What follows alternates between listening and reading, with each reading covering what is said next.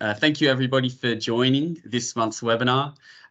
We'll be running through what load management is, the information around load management and why you need it, as well as just beginning the presentation with a bit of information around what OCPP is as well. So why that's important, where you'll see that as well. And then, yeah, we'll run through some case studies right at the end and then have a lot of questions, question time for you guys to shoot off your answers. Sorry, questions. So if you have any questions throughout the webinar, just put them into the chat and Will and I can answer those right at the end. But just to give you all a bit of an introduction, my name's Austin Devaney. I'm the National Sales Manager for EVSE Australia. I've been with EVSE for nearly 2.5 years now, organising and managing commercial projects right across Australia and New Zealand. This webinar is recorded, so you'll all receive a video recording maybe tomorrow or just the next day, so you can look back on this and be able to pause and play wherever you want to learn. I'll pass it over to Will. Yes, hello everybody, and I'm very happy to be here. My name is Will Lawler. I'm the head of Ocular Charging, who are the preferred hardware suppliers for EVSE, both in terms of the chargers themselves, but also in terms of load management solutions. So I'm here today to particularly talk about load management options for the chargers. Fantastic. Okay, well, we'll just get started right away. So just a bit about EVSE. So we've been around since 2015. Since then, we've become a pioneer within the EV charging industry. So we want to be that name that everybody knows about. We're a trusted supplier and a trusted partner for a lot of organisations across Australia, with our main goal and mission just to essentially decarbonise society through clean transport solutions. What our business encompasses is a full turnkey solution. So we do absolutely everything from initial site assessments to understanding what your sites look like, how much power capacity there are and what the solution involves, as well as to then recommending and installing smart hardware and software, performing the installation and then providing that ongoing support piece.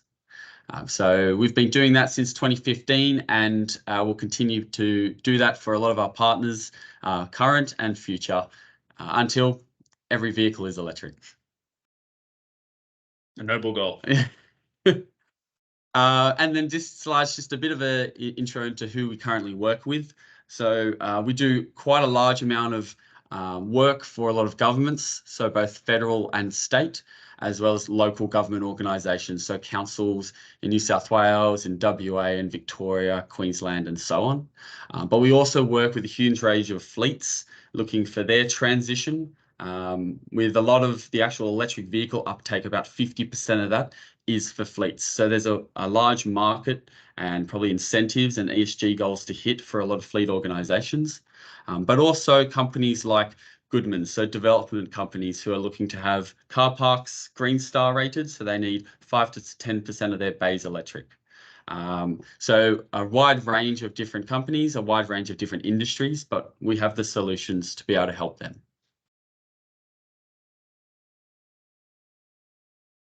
Okay, so today we'll be running through, firstly, what is OCPP, the software and the functions of that. And then we'll get into the load management side of things. So why do you need it? What is it? As well as the types of load management that we'll be able to provide answers to. And then lastly, some case studies to kind of connect it all together, because you want to understand, where we've implemented this and how it's worked, why it's worked, and what are the benefits been.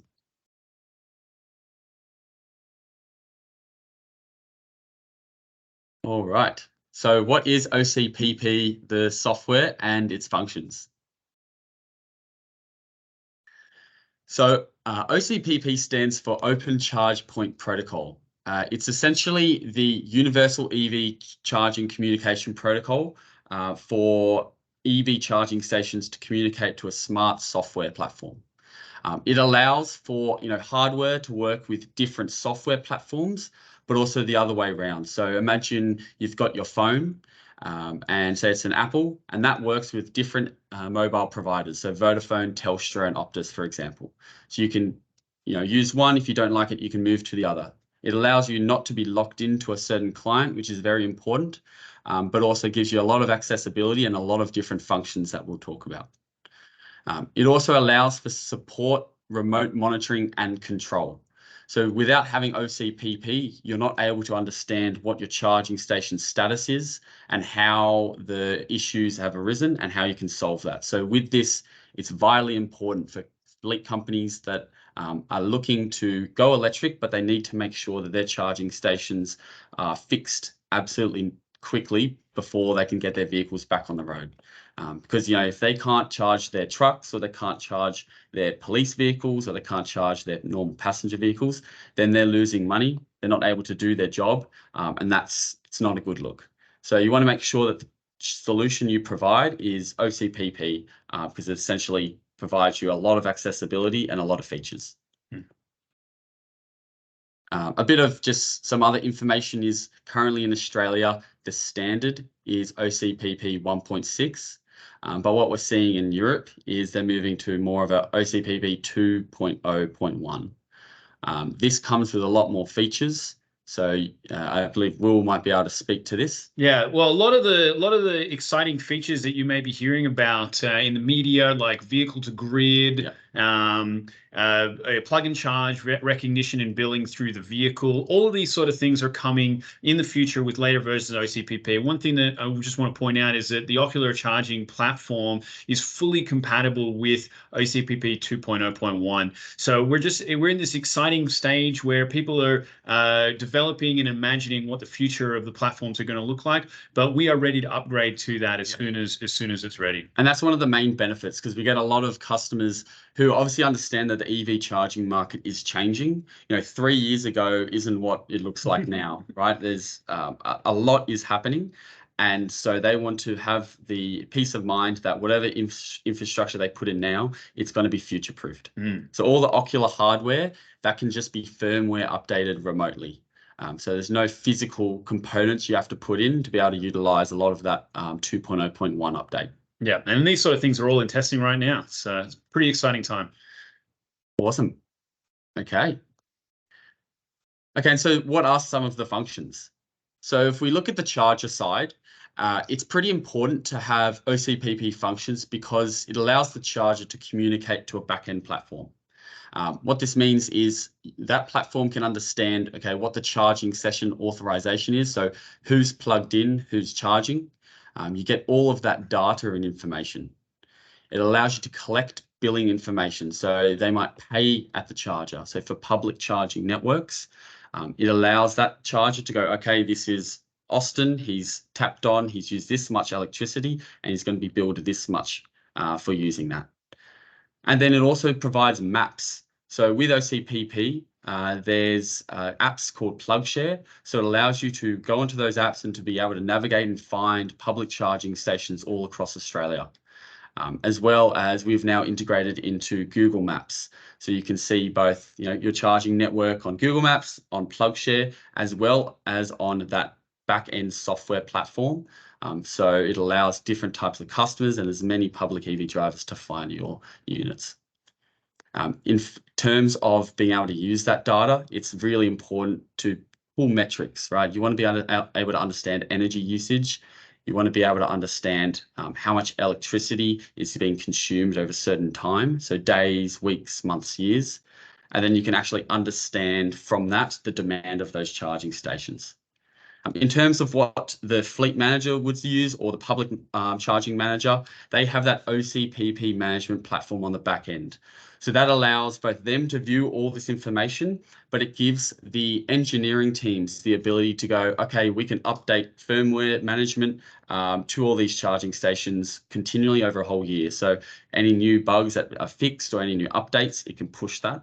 It allows remote control and remote monitoring, uptime, so you can see when it goes down and when it's online, and that gives us an understanding of the reliability of those charging stations, as well as fault diagnosis and then real-time charging. So you can actually see on the platform when someone plugs in, you can see them live charging when they've finished charging, and that gives you a bit of an understanding of, can I actually go to this charger?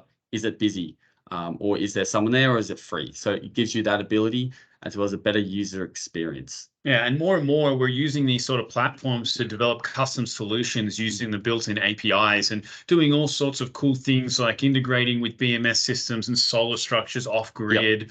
So there's kind of the options are unlimited. Yeah, absolutely. We performed a project for Allianz Stadium in Sydney, and they wanted to utilize their BMS system to be able to pull data. So we're able to communicate that to that, as well as internal systems of organizations that kind of want to maintain their core like systems and processes and just want to be able to pull the key metrics for them to make decisions and for them to continue on their rollouts. There was just one question about the does it work on Wi-Fi, 4G, 5G? So basically, whatever internet connectivity system that you have available for your chargers, all of our chargers have the ability to use Wi-Fi, 4G, or Ethernet connectivity. So it's just really whatever suits the site requirements the best. And of course, we work with you to make sure that we provide a solution that works. Yep, absolutely. And then like, why would you use that? So why would you use OCPP and the software involved? Because it allows organizations such as yours to be data driven. So the numbers don't lie. It allows you to understand the demand of your charging infrastructure. For fleets especially that are operationally sensitive, it allows you to understand how long the vehicles typically charge for, how long their idle times are as well. So for example, we work with car rental companies and they need to turn their vehicles around as soon as possible to go back on the road and earn some revenue. So being able to understand how long the vehicles park there after they're fully charged, and they can optimize that time frame to get them back on the road, as well as monthly reporting. Right, you don't have to create all your own reports. You don't have to pull all this data yourself. Within the platforms, that allows you to do this within 10 minutes, and you can export it if you'd like, but it's all there ready for you to create a report and send it off. And then, as we mentioned, API integrations were capable of being able to do that if that's what your organization requires. All right. Cool. Load management. Over to the fun stuff. So I might just get Will to speak to this, but the first couple of slides is, why do we need load management? Yeah, so I guess the main thing about load management is solving the problem of having sites or facilities not have unlimited power supply. So you might have a situation where you want to install 10 chargers, but you really only have the supply to charge with 5 or 6 chargers at full speed. So load management provides the option of installing multiple chargers and distributing power over. And there's a number of ways we can do that. So let's look at a few examples. So in this first one, so we got light fleet charging. You want to install a scalable, future-proofed solution. Mm-hmm. So you might start with a number of chargers and want to add more chargers in the future. And so what we can do is, once you add too many chargers, you will run into capacity issues. So if we load manage the site, we will be able to scale and add charges over time while avoiding any expensive upgrade costs, connections to the grid. As well as load management is key to avoiding the costs, but also avoiding lengthy timelines. So if you need to upgrade power to a site, you have to talk to your energy provider, and depending on the state that you're based, it can take 6 to 18 months. So it really helps in terms of, you've got vehicles arriving soon, we can solve that issue. So here, light passengers, you want to electrify the site, maybe 5 chargers now, but 20 in the future. How will you do that? With load management. Yep. No one wants to wait that long. No. All right, so here's another situation. You've got a slightly heavier truck or bus depot, and you've got some DC chargers in there, and you've only got spec for a certain amount, and you want to add a second charger in. With active load management, you're actually able to balance the entire system over time and day, and actually get more charging capacity out of your site and add more buses, more fleet vehicles. Yeah, and we're seeing, obviously there's a whole fleet and workplace side of things for load management, but especially depots for electric trucks and electric buses, where you may be subject to only a few in each state, and you need to utilize that power to the maximum available to be able to, have more trucks, more buses into your fleet that are electric. So with load management, we can load manage DC charging stations and DC infrastructure to be able to optimize and make that electrical capacity at your site more efficient. All right, so yeah, so an apartment charging. This is a very popular topic right now. So, you've got 20 plus car parks, sometimes hundreds, 200 car parks. You're very unlikely to have the ability to supply at full pelt every single one of those chargers. So if we actively load manage that entire site, if everybody is plugged in at the same time, they're not going to overload and trip the circuit. Again, reducing that installation cost and enabling every resident in that building to actually have a charger without having the full capacity. Yep. And it's not very feasible to try to upgrade power to an apartment. Right? Some of them are 50 years old and it would cost hundreds of thousands of dollars. So really, sometimes load management is the only option, and is vital, especially how all the new apartment buildings that are being built need to be EV ready. They need to be 100% EV ready in terms of every single car park having a charger. Yep. Basically not possible without load management, right? Yep, pretty much. Yeah.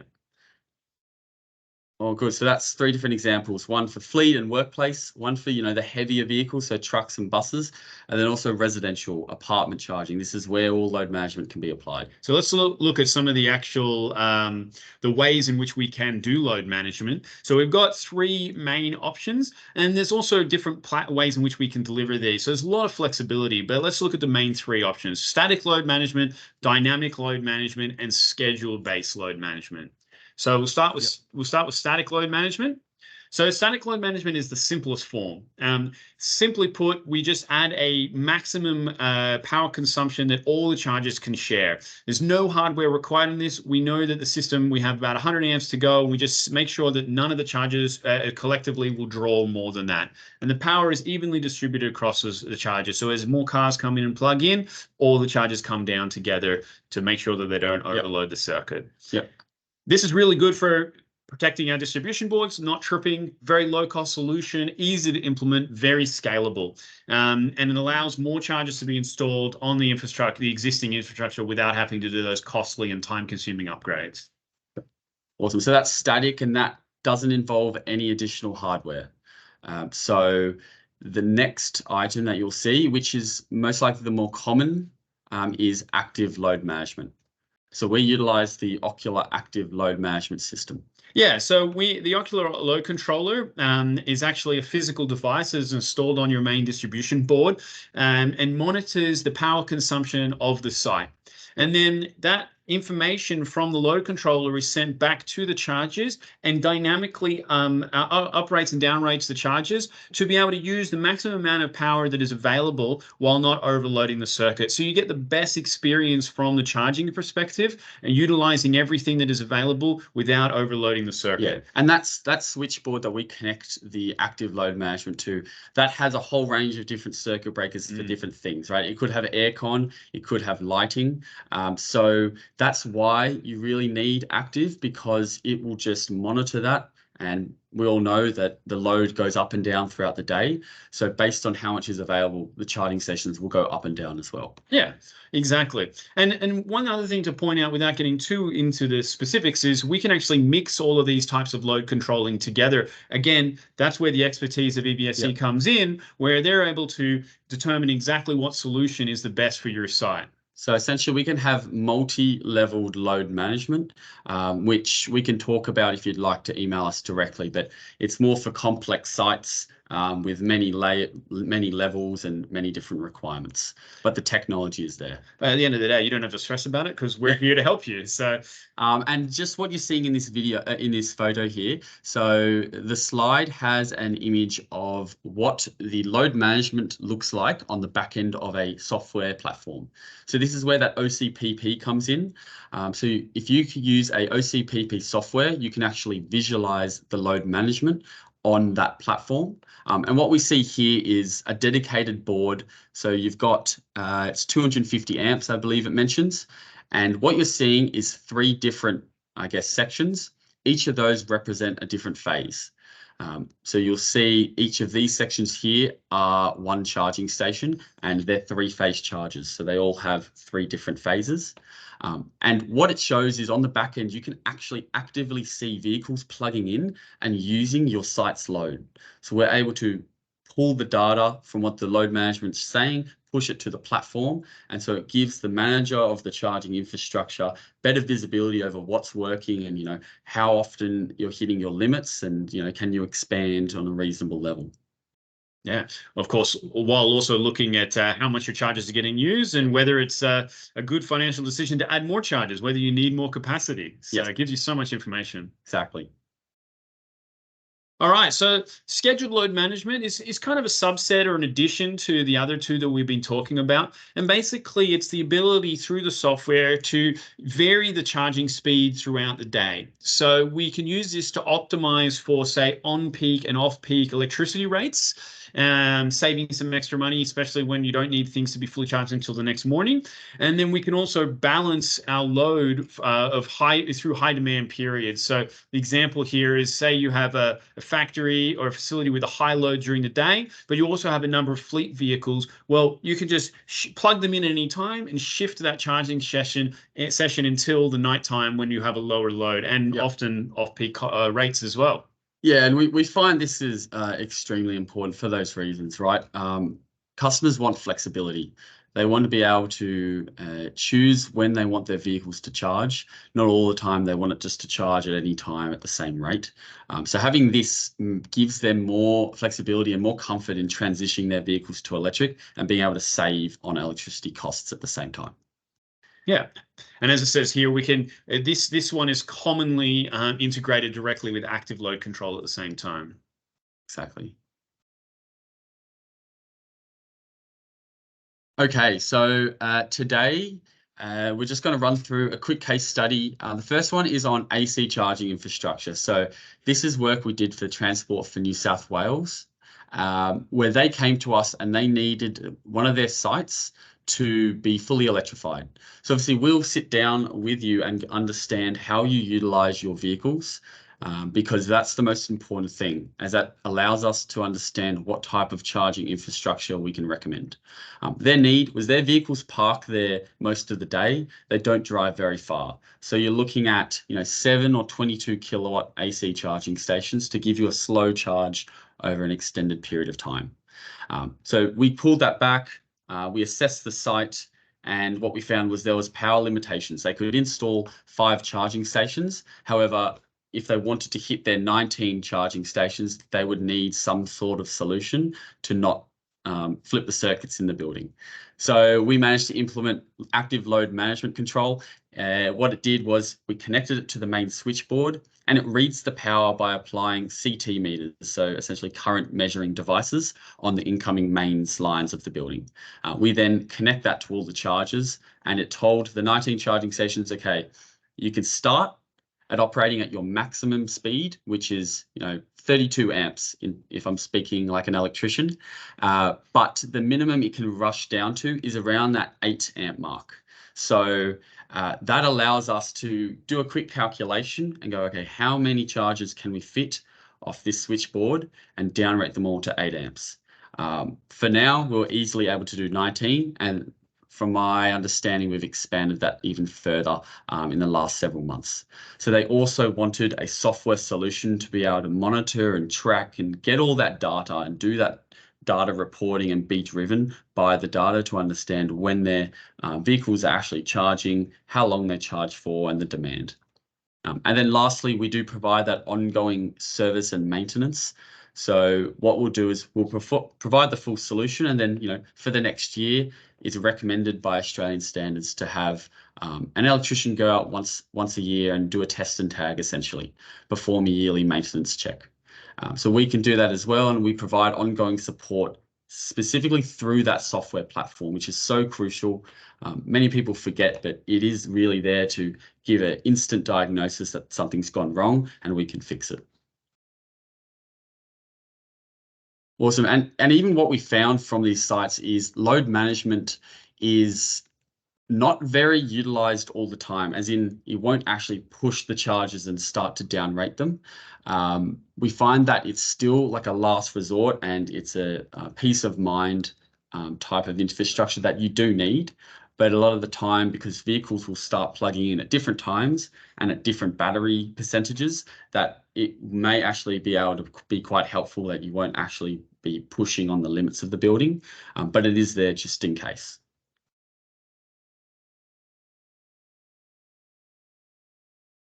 Awesome. Okay, so this is more of a DC charging case study. We do work with Eagers Automotive, who they pull in a lot of the electric BYD vehicles from overseas, and they service and charge them and then provide them to their customers. So they're getting thousands of vehicles in every year, and it's only ramping up. So what they wanted was they needed DC rapid charging infrastructure at their site to turn their vehicles around quickly, charge them up, and then be able to send them off to the customers. So they need to be charged in 30 minutes whilst it was being serviced. So we managed to install two 60 kilowatt DC chargers, essentially wall mountable within their workshop, and we provided active load management. So when there was available power, it would be fully charging 4 vehicles at 30 kilowatts each because the 60 split. But then when there was power issues, it would downrate the DCs. So they would utilize every part of their building's power to provide the maximum speed to their vehicles. And then they use obviously the software for the monitoring and tracking of data, and then they put in place service level agreements, which for DC charging, we recommend nearly 6 monthly servicing for those units because they get utilized so much. For AC charging, it's more of around a year, but DCs, they get hammered. So you might want to be checking on those pretty frequently throughout the year.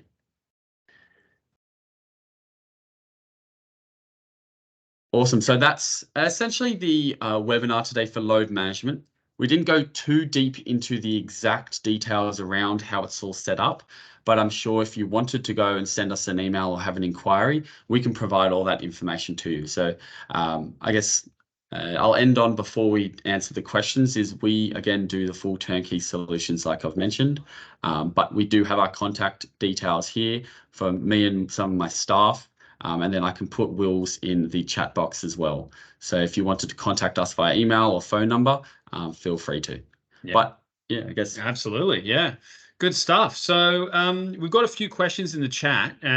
Why don't I start answering some of these? And if anyone's got any more questions, please let us know. So we answered the first question about internet connectivity for OCPP platforms. Other than technical issues for upgrading existing buildings, how have you dealt with required consent permission with owners corps? Oh boy, that is a question. Austin, what do you think? Yeah, so it helps because the first thing an owners corporation will see is if they have to upgrade the power to their site, they're going to say no. Right, the upfront costs for that is extremely large. So the load management really comes in there to just help prevent the costs. It helps prevent the extended lead times, and it allows for a solution that reliably scales out infrastructure in their apartment. We can't do too much in terms of speeding up the body corporate process. We do work with some companies that write bylaws for apartments where they can help put in certain EV charging bylaws to help speed it up. But we find apartments quite focused in on price, as well as they have very infrequent general meetings where they have to make decisions. And if somebody says no, it can stall the progress of that project.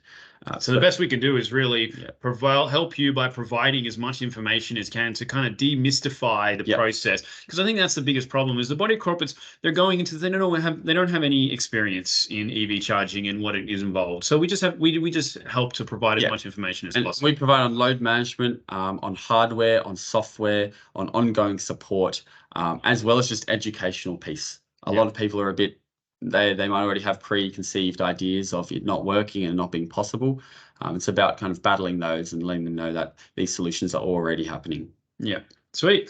So Anita asks if other power is coming off the switchboard, say aircon, how does load management system installed account for that? Well, That's exactly what it's designed to do. So it is monitoring the total consumption of the site and adjusting the charging in relating to that. Now, what you may be referring to here is where you have multiple boards, multiple levels of boards, and different power requirements coming off each board. And that's where we can do what we call multi-level load control. And things get quite complicated and site-specific, but the end of the story is that the technology is all there to do it, and we've done it numerous times. Absolutely.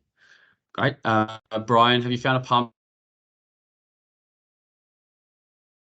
providing decharge just the 240 volt? Yeah.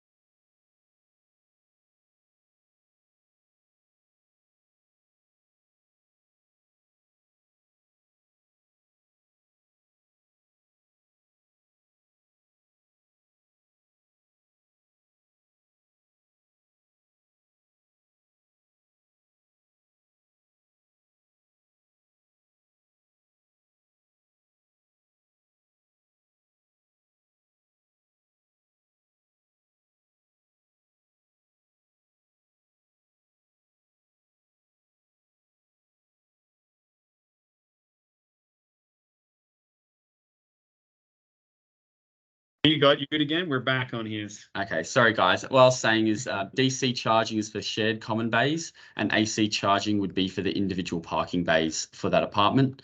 And for the AC, you're generally looking at 7 kilowatts for an apartment because it's not too cost prohibitive, but it does provide a solid charge overnight. Okay, Craig, can EVSE integrate battery electric static storage to buffer power demand? So the short answer is yes. It can be a complicated thing, and we have to work with the specific BMS systems and the APIs around OCPP and everything. But yes, the short answer is yes. But let's have a chat about it. Yeah, and we have we have our charging stations that can already communicate to like solar, so we can have the charging infrastructure charge only off solar if that's something that a client wants. So just being able to integrate batteries, it's more of an engineering deep dive. Yeah, but yeah, let's have a chat. If you've got a specific requirement, we can go over it. Yeah. Awesome. Ellie, is it true even with load management, minimum load per charger is 10 amps? Yeah, I don't really fully understand this question, so maybe a little bit of clarity. But if you mean that the chargers always draw 10 amps even when not charging, we can have it, scale all the way down to the point where the chargers actually don't work through load management. Yeah. It's not that the chargers always work at 10 amps, although that can be set up if you want it to be. So infinite flexibility. Yeah. So I think they can start at 32 amps, which is the max for an AC charger. We can down rate it, but they only go down to that 10, 8, 6 amp mark. No, we can turn them off completely. Yeah, you can turn them off, but that's kind of where we want to prevent turning off a charger because we still want to trickle charge some power to a vehicle. Is it possible to use active load management without having an internet connection? Yes. So this is where we get into more specifics of online versus offline load management. But in using the Ocular load controller, yes, we can do completely offline load control. So we have basically it's a computer built into the load controller that does all of the communication. But in most sites, you're going to have the systems online anyway, because we want to be able to get the data from the chargers and everything as well. So always best to have them online if possible. If there are 3-phase and single-phase chargers, how does active load management work, I guess? Yeah, good question. So when the charging infrastructure is put in, you have load management. If something happens and they need to be down rated, to my knowledge, they all down rate at the same level. So you've got single-phase, 3-phase chargers. They're still all going to provide 10 amps per phase. Yep. 10 amps or 20 amps, depending on how much power is available. In which country is the charging data from Ocular chargers stored? Yep, good question. So all of the charging information and data is stored within Australia via AWS, so the Amazon Web Services. So obviously we work with quite large organizations and federal and state government, and they do have cybersecurity issues. Yeah, we have the answers to this, and we have cybersecurity documentation that we can provide to you. We take this very seriously. So yeah, it's all locally stored. Yep. Can the OCPP load management system handle a building management system being added to a building after the EVCS and load management is already installed? Yes. So from my understanding, right, you would have the load management installed. What we would need is the actual connection to the building system. It's done through, like Modbus or API integrations. So if that's put in, we would still be able to just ask to connect to that building management system via those APIs or Modbus integrations, and then we can pull that data or provide that data. Oh, yeah. Okay, so fire safety. Yes, so right now we follow, we're trying to be the leaders in fire safety. We have a documentation and guide that we've been utilizing for a couple of existing underground parking areas. We base it and we get our data and information off EV FireSafe as well as the NCC codes, which set out like a 15-point plan. But we can do a fire assessment, like check. We can let you know, where you should install charges and what to look for. But at the end of the day, we will also utilize a fire engineer to come to site and perform that check as well. So I know right now there's a lot of disruption in the industry and a lot of questions, but we're trying to be at the forefront. There's a lot of things like having a master isolation switch, signage in underground areas to where the charging stations are located and so on.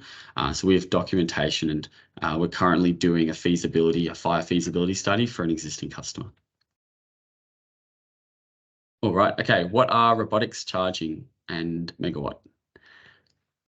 Not too sure on what the question there is. Megawatt charging is something we're seeing overseas in Europe, and there's a new standard coming out for megawatt charging. Yep. Very interesting space, which we're looking into, of course. If you have your specific requirements, let us know. Robotics charging, not sure.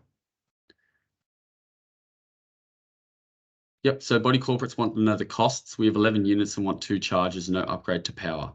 Okay, that's fine. So in terms of the actual load management cost, it varies from around $1,500 to $4,000. But it's not too cost prohibitive, to be honest. And that allows basically the scalability and future-proofs your site. And then the charging infrastructure, the hardware stays the same cost. The software stays the same cost. It's really the installation side of things that you need and we need to check for. So I know there's if you're in New South Wales, there's a new grant that's come out where you can get a feasibility study performed for your apartment, and then you can have a company like ours to come out and actually provide a quotation and infrastructure assessment. Cool. I'll take the next one. Do Ocular chargers accept load management commands only from Explorin or any other charging system? So the Ocular platform, the Ocular chargers are all fully software agnostic. So we're fully compliant with the OCPP standard. And so you can put on any sort of OCPP platform that you want. We certainly have our recommended ones, but we're happy to work with you for whatever platform you want to put on it. Perfect. What do we got? That's all good. And then can you comment on software and hardware requirements for static versus active load management? Example, what comms links are required for static load management? What hardware is required for active load management? Is there an option for controls to be located offsite or in a cloud? So let's go through this. For example, what are the comm links required for a static load management? So for static load management, it's quite simple. All we need is all the chargers to be connected together. Most commonly through just an Ethernet cable, daisy changing all the chargers together. And that way you can actually use it to share a common internet connection and everything as well. So it makes it quite simple.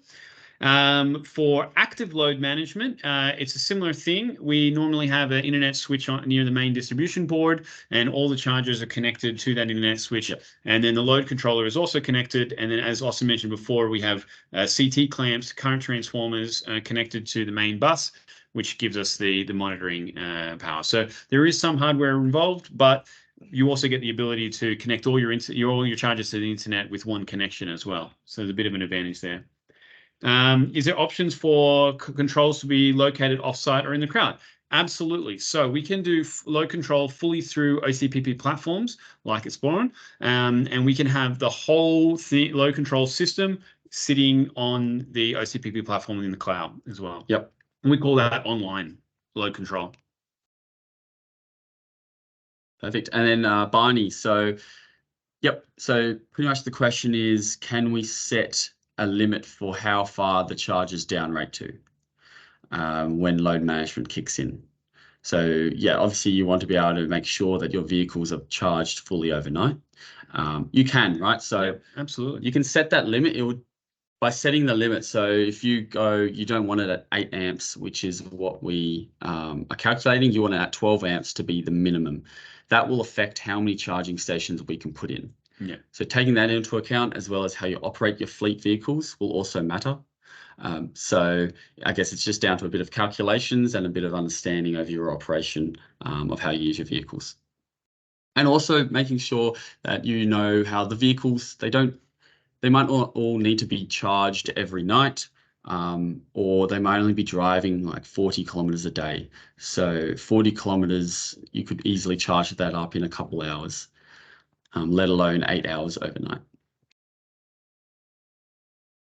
Can you please discuss metering and how users get charged? Please take into account consideration the building code Australia now wants to provide 2 poles spare space for future installations of kilowatt metering for each charger connected to the EV distribution board. Okay, yeah. So look, how buildings, how you track the electricity usage from the chargers and the body corporate gets reimbursed is through that OCPP software, which is why it's so important. So for all apartments, this is what we recommend, and it is the industry standard across the board, to have a smart charger that's OCPP compatible, and that works with a smart software that's OCPP compatible. How it works is the user will have their details onboarded onto an app or onto a smart RFID card, and that'll have their credit card information. So whenever they start charging, they're going to be billed automatically for how much energy they use, and that's stored into like a software platform for a month, and they provide it back to the body corporate. And that body corporate sets that rate. So they can set it so they're not making money, but they're also not losing money, or they can set it to a certain degree where they make money back from their initial investment. And then, we can provide return on investments for apartments. So you'll make your money back after 5 years, and then you can stop billing people at that rate and go lower just to, not lose and not make. Yeah, and related to metering, all of our chargers have meters in it, yeah. And that is how the OCPP platform is getting that data, accurate data about energy consumption. So the OCPP platform is just reading the meter and providing you with that information. Yep. So we have MID meters inside our chargers. NMI meters are like the Australian standard. However, they're not currently mandated. Yeah. So we can do it. if you want to future proof it and do it now before things change in the future, we absolutely can do that as well. Yeah, so we already put NMI meters in some of our charging stations because some customers want that, but it's not currently required. All right, Richard, do you provide meters for billing tenants for usage of EV special accuracy class of meters? Oh, I think we just answered that question. What is the limit to the number of chargers? Good question. Very good question. Good question. So, I mean, at the moment, the limit is about 250 per load management tier. Yep. So we can load manage AC charging stations. We can also load manage DC charging stations on the same network, and up to 250 chargers. If you wanted OCPP enabled, I believe, we can even go higher. Yeah, there are situations where we can go higher, but in terms of ocular active load control, 250 is where we're looking at at the moment. Awesome. And then, Brian, is there a failure in the programming of the active load management software? Does the units default to static load management? Really good question.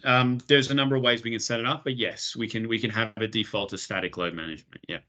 Yeah, so yeah, we can even have that, like we were saying before, multi-tiered. So you can have active load management, and then on maybe you have a specific distribution board that's dedicated for electric vehicle chargers. That itself can be static. Yeah, and that's a really common configuration. We have one tier of static and then active above it, and it just means that everything is super secure. Yep. Yeah. Just like two lines of defense, pretty much. Yeah. So if one thing faults, we still can rely back on the other and fix it as soon as possible. Yeah. Thanks all for listening. That's the questions. We'll provide the presentation, but more in an actual recording. I can just send it to you if you'd like to put your emails in the chat. But yeah, that was just to provide a bit of a, I guess, detailed understanding, but not too much, about OCPP and load management specifically. If you want more info or if you have more questions, feel free to just get in touch.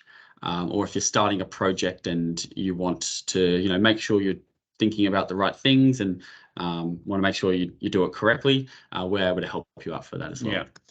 Yeah. Just one last question that was here I found very interesting. Does the software supplier to the charger charge the lowest charge vehicle first? So great question. Let's just assume we're talking about AC charging. AC charging at the moment does not get state of charge information from the vehicles. So that is not possible. Now, as we've discussed, though, the charging technology is evolving and adapting over time. And so this sort of technology is likely to be something that happens in the future, and we'll be ready for it. Yep. I do know on the software side, specifically exploring, is that you can do priority charging. Yeah, you can. So you can allocate a vehicle to have priority charging. And you can also do first come, first serve charging as well. So the first car to plug in gets the most, and the second person to plug in gets less. Yeah. But in the future, when we get state of charge in AC, I'm sure that sort of capability will be there. Awesome. Great, everybody. Well, I hope you got something out of it, and please drop in for next month. What do you know, Austin? Do we know what the topic is? Not yet. Okay. But yeah, we've done plenty of webinars in the past. We've done fleet and software, project management, essentially DC charging and load management. If you want, or if you have a topic in mind that you'd like to know about, please just shoot us a message. And yeah, we'll have a presentation or a topic to you soon for next month. Excellent. All right. Thank you, everyone. Thanks, everyone. I'll just leave it open if you want to put your emails in there before we close the chat. But thank you all for joining. Have a good day.